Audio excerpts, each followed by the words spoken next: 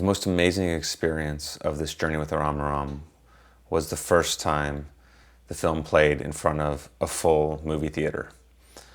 The actors' performances were 60 feet wide.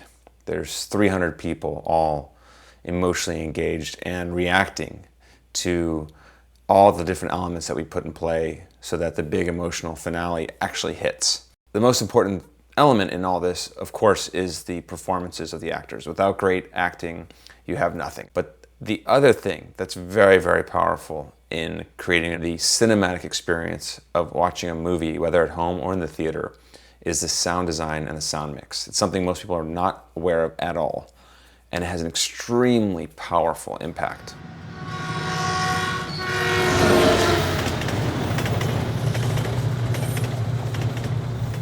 AramAram was a true labor of love. It was an extremely low-budget film, and we were extraordinarily lucky to have Studio UKNOWN come on board to do our post-production sound. My name is Kevin Hill, and I am the dialogue editor and re-recording mixer here at Studio UKNOWN.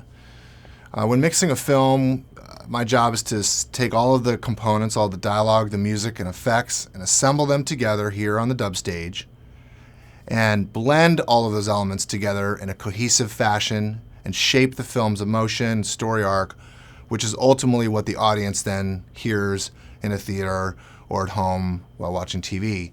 For AramAram, one of the biggest things was getting the character's perspective to be represented in the sound design.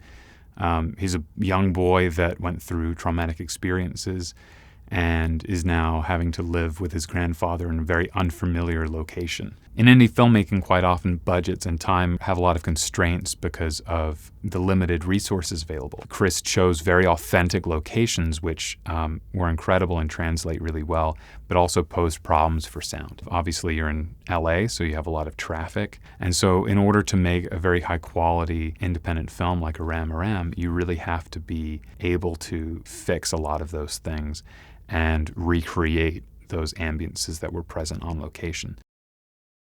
I think most people don't understand what post-production audio is or how it contributes to the final experience of watching the film. So I thought it'd be cool to show a scene from AramAram, and first we'll show it with just the camera sound, the sound that we recorded on the day and the sound that we edited with. And then we'll show the final product after Studio UKNOWN did their magic.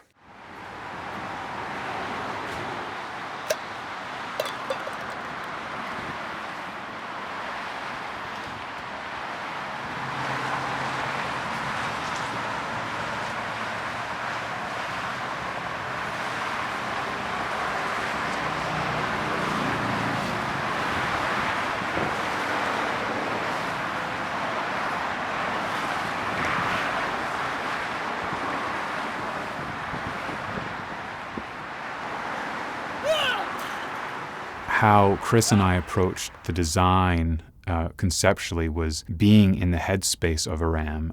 So in this scene specifically, there were only a few things that actually remained from production.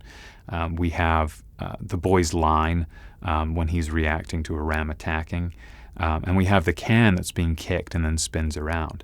But even in the case with the can, it was only about 50% there, and it wasn't the best quality because, again, of how loud the traffic was around it.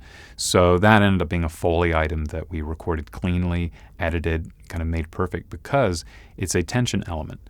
We're winding up to where Aram jumps, and then he kicks the can, and the can spins down.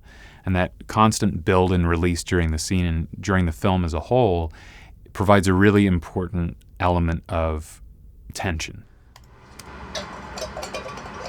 In the beginning of the scene, when he's coming up onto the overpass, all of that traffic, we decided to raise the level of that as he continues to walk across the bridge and sees these kids behind him, the tension's rising, so we actually use the sound and the layers of the traffic going by. Once it builds and builds and builds, we have these layers of traffic coming in, these kind of almost heart-like beats as cars are whizzing past, creating this pulse, this